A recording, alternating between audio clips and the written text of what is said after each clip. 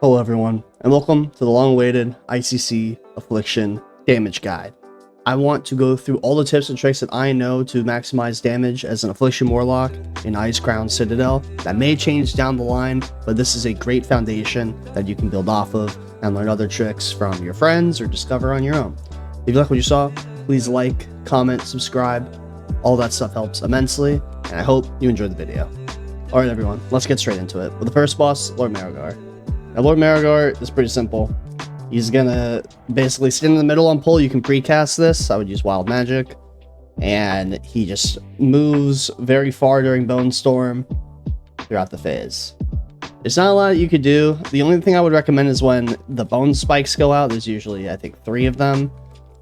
The ones that are far away, throw a corruption on them. The ones that are close, like directly underneath them, I wouldn't even waste a global on them. The melee, you're going to eviscerate it. You're not an instant damage class, you're an Affliction Warlock, so be wary of that.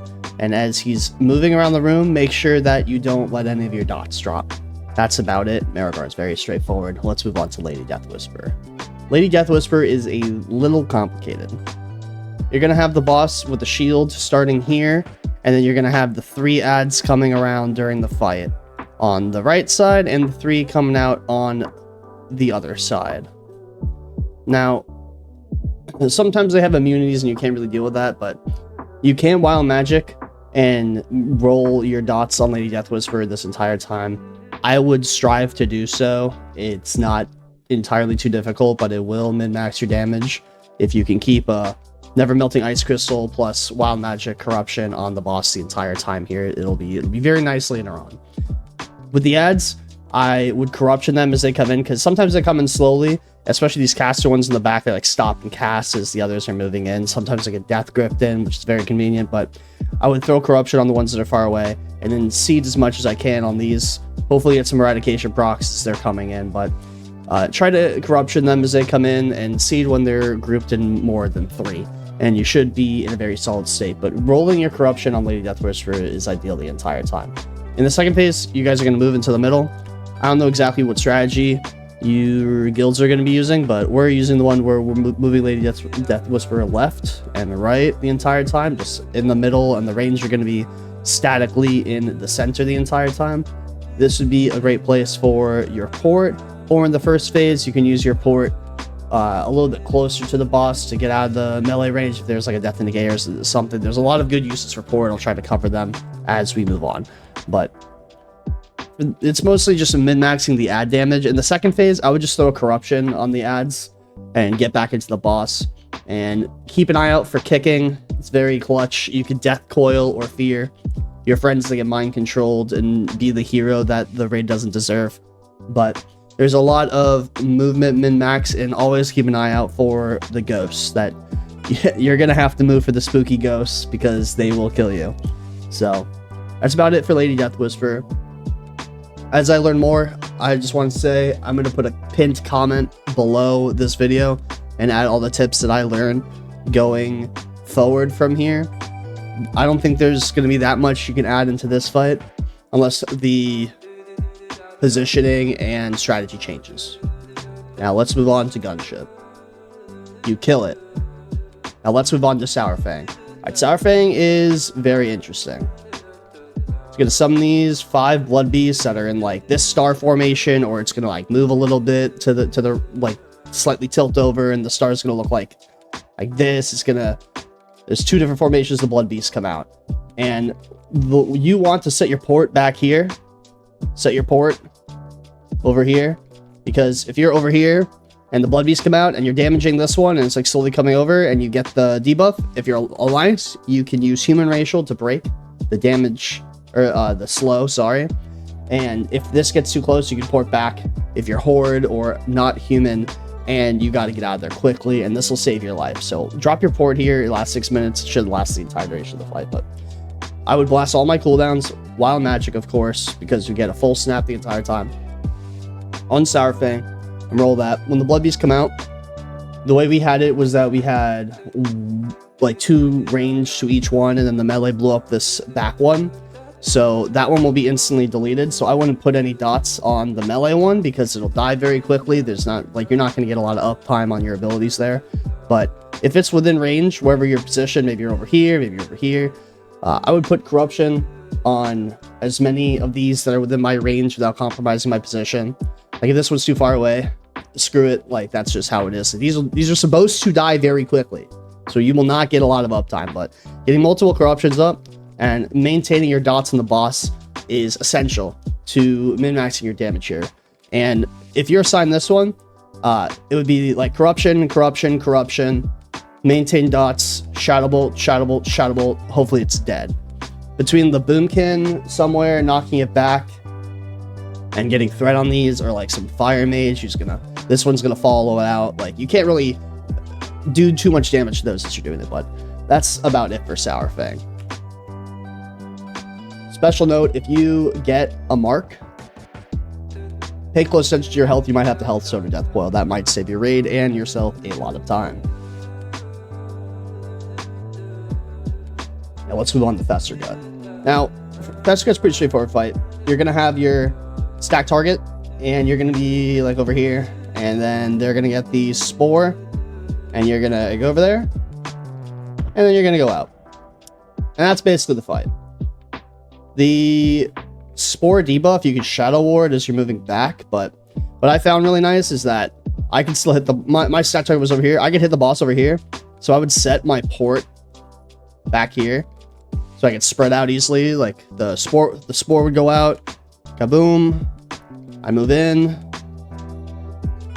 boom, get the buff, pour it out, and I can still hit the boss full range, and it was pretty nice. I've seen other people where they use their port on their stack target, but the thing is, sometimes the stack target likes to move a lot, so I didn't like this, but maybe your stack target's a lot more accommodating, so you could stack there anyway. But definitely use your port here to min-max your movement and maintain uptime on the boss, because this is a pretty straightforward fight where there's not a lot of cheesing. Let's move on to Rotface. Now, Rotface is one of those fights where there's a few things to look out for, because, you know, the room's filling out with ooze in random areas. Like this area will just be filled with ooze or whatever. So you got to make sure you watch where you are and basically place a port somewhere where you feel like you can make a quick escape. Like maybe this area is filling up with ooze. You can like, boop, still maintain uptime on the boss. And there's going to be these little fucks running around, combining together, two little guys, making a big guy. And I put a corruption on this, although it doesn't count for any sort of logs damage, I think. But at the time, I wasn't really worried about that. I just wanted to kill the boss, and I wanted eradication uptime because I was moving, and the fast spells were convenient for my movement. So maybe that's not the best, but in the moment, it felt like the right thing to do. I might drop that as I move forward. I don't know yet. I still need to play around the fight, but there's not really a lot of multi-dotting here. Just hit the boss and watch your feet and move. Let's do Professor Putricide. Now, I think out of all the fights, this is my most favorite because there's a lot of multi-dotting. And you start the fight, and he runs in, and here you are, blasted away. I popped all my CDs, goes over here, and the first thing that's going to happen is he's going to summon the green ooze. All right? And now your raid leader is going to be like, blow up that green ooze. And what you're going to do is you're going to put every dot on this, besides Haunt. Roll your Haunt on the boss. Set PP as your focus the entire time, and roll your dots on PP. That is your goal. You need a multi-dot, multi-dot, multi-dot. That's the name of the game. You can move in if you want. Utilize your port here, because if you get picked by the slime, and the slime's moving in towards you, and you're rooted, you can still port away, and the slime's like, oh, what happened? Oh, I'm pissed. And then he has to, like, find you again. So, maintain your Haunt into PP. Roll your dots on the slimes that spawn, both of them that spawn. Now, you have pushed him into the next phase. He goes over to the table, summons the two oozes, and you will roll your dot on PP the entire time this phase is happening. And maybe some like green ooze picks somebody and you get knocked back, and your dots fell off. That's bad. You need to make sure your dots are on this boss the entire time, okay? In between phases. Now, transitioning back into phase 2, the one thing I want to mention is, I don't know if there's a sign for malleable goo. All right, let's just use eat ooze as malleable goo. Say there's a malleable goo going out and you accidentally get hit, and boom, you have like minus 6,000% haste and you want to uninstall. This is an emergency situation, so you can't re-imprint your corruption with the haste debuff. You're gonna have like a 50-second corruption. It's really shitty. So what I would do is, if you want to remove the corruption once the debuff is gone, seed the boss, overwrite your corruption, and re-put it up. Because if you have a 45-second corruption after the malleable goo effect wears off, you'll want to uninstall and you'll be really pissed. So that's this phase 2 area when the malleable goo is happening, and even in phase 3. Now phase 3, you're going to have 2 more oozes again. 1, 2, roll your dots on the boss. Multi-dot, multi-dot, multi-dot. One of them you'll do more damage to, one of them you won't. Just put your main, just roll corruption on the one where it doesn't matter that much, where it doesn't do a lot of damage, and smack the one that you're doing extra damage to. In phase 3, your tank will kite PP around the room. Make sure not to stand directly in the middle, because there will be like a slime going out, a slime puddle, and it'll just get, you know, bigger and bigger and bigger and bigger, and it'll be really annoying if you drop it here and then this area's covered and everyone's like pushed to this end of the room because you're a dick. So watch your positioning and just drop your Inferno before the lust, and you guys should be done within a minute, or you'll probably wipe because this mutated plate does a shit ton of damage. And that's it for Putricide. Council. This fight sucks. I actually don't like this fight at all. But I set my port in the place I'm supposed to stand, so if the shock vortex goes out, I get easily teleport back to where I was. You can snapshot, say you're about to swap off the first prince to one of the other princes. You can free snap Death's Embrace on them before the swap with the corruption, which is really cool. The only issue is you don't know which one it's going to swap to, so if it's worth 2 globals, I would do it, but you also lose like all the other debuffs, like the crit and stuff. I don't think Shadow Master is going to be on them. 5% crit, so you just gotta make sure debuffs are exactly gonna outweigh the 12% damage, so keep an eye on that. I would probably just use a haste pot here, because you're swapping targets, you're not gonna get full min-max wild magic usage unless you roll your corruption all 3 of them the entire time, but I don't think that's possible with the positioning, because the tank's gonna like try to swim over here, you're gonna get knocked to Siberia, port back, be really pissed as this one gets over there somehow, and this fight sucks ass. And the only thing you really have to worry about mechanic-wise that you have to take care of is these kinetic bombs are slowly falling, and you'll just have to min-max your Fell Hunter to get over there. But the initial descent on these is fast, so if you hit it with a Searing Pain or something, some direct damage spell, dots don't work while your pet's getting over there. The second time it starts to descend is slower, so that'll help you manage your kinetic bombs, at least, you know, a little bit. And that's about it for Council. There's not a lot here. It's just movement and shitty, and I don't like that fight. It's very inconsistent. Blood Queen.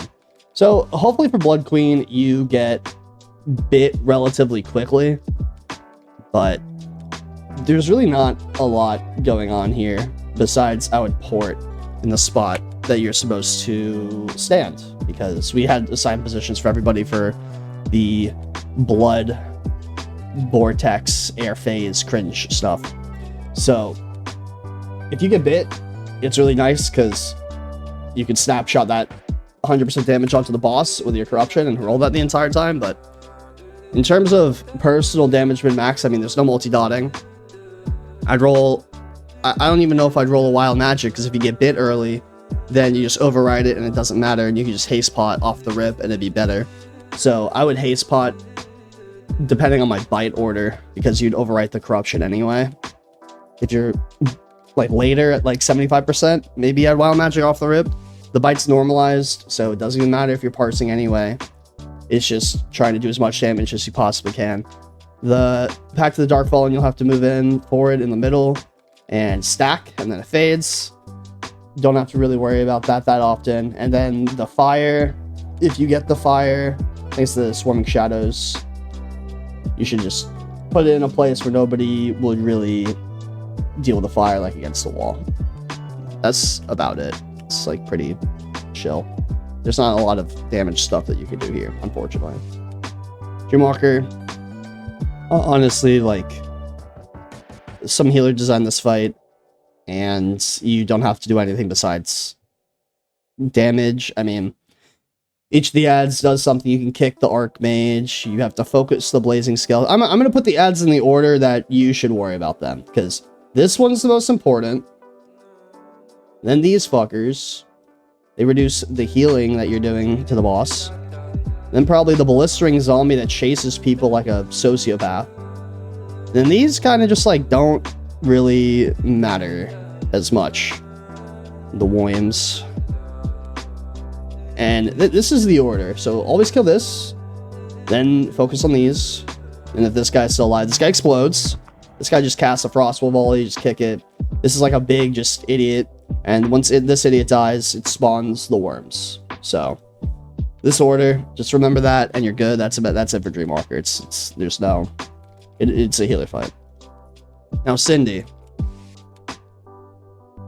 Now for Sindy, this fight sucks because of one main mechanic. The Unchained Magic. If you get Unchained Magic, this lasts 30 seconds.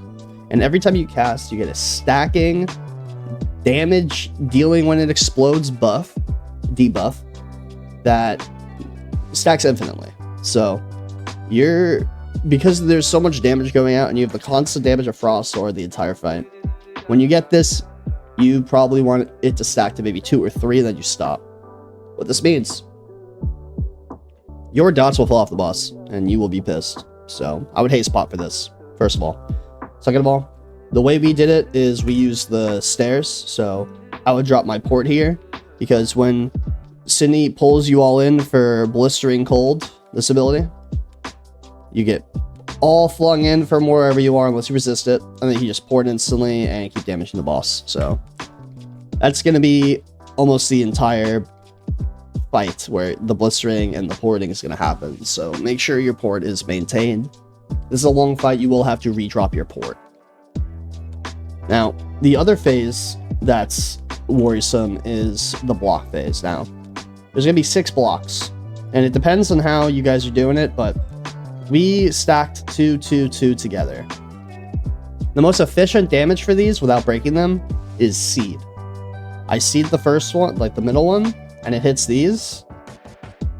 And you don't want to seed them too much because people have to survive, right? So keep an eye out for the percent HP that they have.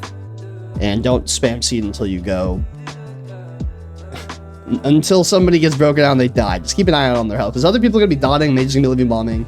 That's going to be death to decaying, so be the bigger person, and you can stop doing damage to the tombs before somebody dies from it. And you could use this time to readjust life tap or whatever you need to do before she comes back down. And you're going to do that like 3 times. And then the last phase is going to be one person gets the tomb with this magic buffet going out. And this is very dangerous. You need to be able to recognize when you need to drop this, because this increases all the magic damage you take. So you have to get behind this ice block that she drops. She's only gonna be dropping 1. You hide behind it, drop, and you can peek out, do damage, and it goes out every, I think, 8 seconds. So if you time it properly, you should never get any magic buffet stacks after the first one. So peek out, peek out, peek out, and then there's gonna be a point where you just, it doesn't matter about the stacks you take because she's so low, so you just stand out there and like continue draining, and that's it. But you can peek, cast, move in, not get a stack, and then the next one drops, and there's a second one over here, and they're killing this one. And you can roll corruption. You can put a corruption on these just for the extra eradication proc, and then you move over here, peek, go in, peek, go in, peek, go in. But keep an eye on your stacks. This is the major part of P3, and a lot of people will die because I can't match your stacks, because with this stack, this is a passive damage the entire fight. So you're just gonna die to the Frost Sword tick, and it's a lot of damage. So keep an eye out. It's very boring fight, to be honest, because the Unchained Magics, which will also be going out the entire time. If you get this in phase 3, I would just stop casting. There's literally no point, because the damage, if you hit even a 1 stack, is enough that if you hit some people, will throw everybody out of the loop and you'll just wipe. So very shitty fight. Very boring, but this drops phylactery, so we really want to do it. Now, let's talk about the Lich King. Now, the Lich King, we got the Lich King to like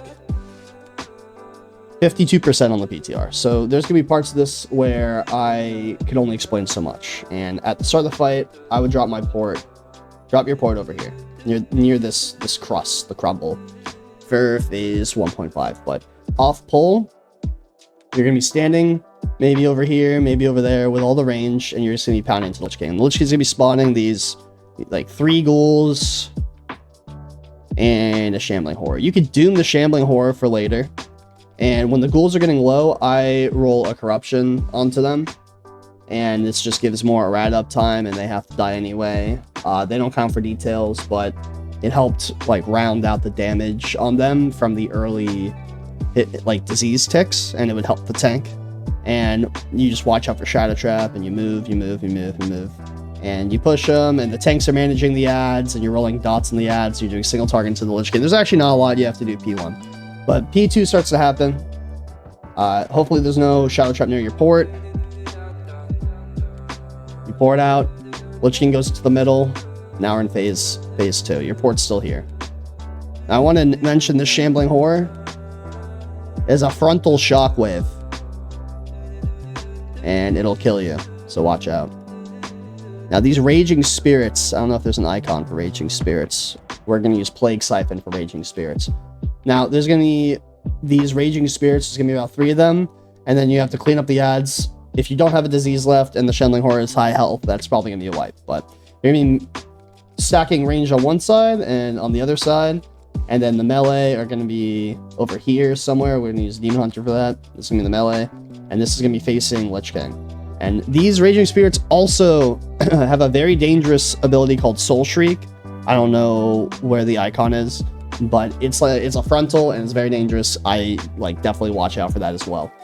And once you kill 3, or you can kill 1 of these, another one spawns, and you can kill this one, and then the third one, you probably won't kill before the transition. And then the entire time, these frost bombs are going out slowly, and they're going to pick somebody, and they do like an AoE pulse ice damage, so you have to kind of move out of the stack so you don't kill everyone. And hopefully your hunters and your mages with long range, mages is on Lich King, sorry, move in, and these have to die quickly, so hopefully people are paying attention to those. But alright, so you've killed 2 spirits, your ads from P1 are dead, you're moving in now, and then this outer edge starts to crumble, and you stand over here. And all the melee and stuff are stacked over here.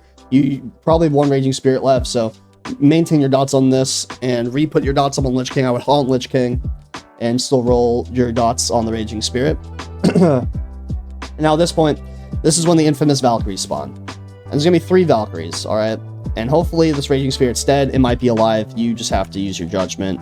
But the Raging Spirit is a priority, but these Valkyries are a higher priority. Like, you have to focus on these Valks. And if you have multiple Warlocks and a Warlock gets picked, you don't have to damage this anymore. This doesn't matter. It'll throw you off the cliff, and you'll just port back with your smartly placed port from before the fight.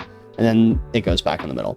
But if there's 3 of these, I would forsake my dots, my corruption on Lich King. I would seed off Lich King after putting corruption, 1, 2, 3, as they come down. And hopefully they're all going in the same direction. And the tank's bringing Lich King, and you can seed all this with the corruption. If there's just 2 of them, I would roll dots on 2 of them, and then keep my dots up on Lich King with a focus Shadow Bolt, and just maintain that. And you can do a lot of damage here with your multi-dot within 20-25 seconds that a lot of classes can't match. So definitely keep an eye out for that. And then if one's getting ahead of the other, obviously like put some Shadow Bolts into this so this person doesn't die. And now you're going to do that a few times. And the last thing is, I wouldn't stand directly in the path of where the Lich King is going, because if you get Defile, you have like half a second to move. And unless you port and then screw all your friends' ports, and then they all have to redrop their port, and the Valks come out and then you're screwed. I would try to give the Lich King some berth here, so the tank can bring him to where the Valks are going. And that's basically P2. There's no extra ads or anything. It's just a lot of damage, a lot of positioning, a lot of multi-dotting. Now P3 is, we didn't get to P3, so I don't have any personal experience. This is all like basically I saw in VODs. And he's gonna suck you down underneath to this area. And there's gonna be all these spirits flying in the sky, where the vile spirits are gonna be up in the sky. And you can seed up top, and maybe a boom kimball, and you're gonna be like moving around in a circle as like stuff's falling from the sky and exploding. So you can seed and do damage here and kill these ads or corruption them if you don't feel comfortable as you're moving. And then after he sucks you to the sword, you go back to the top and you do more damage to the Lich King. Now, the tank's also going to have this mechanic where he drags them to the edge, where he summons these other vile spirits and these explode upon impact, so I wouldn't really worry about doing damage to them. I think you can soak one with a Shadow Ward if it's loose and you want to be a hero, but that's about it. And then Lich King moves back in the middle, and you just repeat that phase until he hits 10% and he's dead. So there's a lot of shit going on in this fight. It is the most difficult fight and will take you a long time to do on Heroic. It is a pain in the ass, but that's about it for all the bosses. Now, a lot of these fights there isn't a lot of min-max, like it's very straightforward, like Festergut and Rotface and Blood Queen and loot ship, but there's a lot of information here, and I hope this video helps you guys out. Hey guys, thanks for making it to the end of the video. This is an accumulation of 3 PTRs worth of experience, and I wrote all of this out on my Discord. There might be something I missed, go take a look. If you guys know something that I don't, please drop a comment below. I would love to learn anything else that I can learn and share and get better with my guild or other warlocks that are struggling on fights with their guilds. And if you like what you saw, please like and subscribe below. It means a lot. It makes me want to continue to make videos like this. And I wish you all the best of luck in ICC this week. And good luck on the Lich King, because that fight is really hard. Hope to catch you next time. Peace.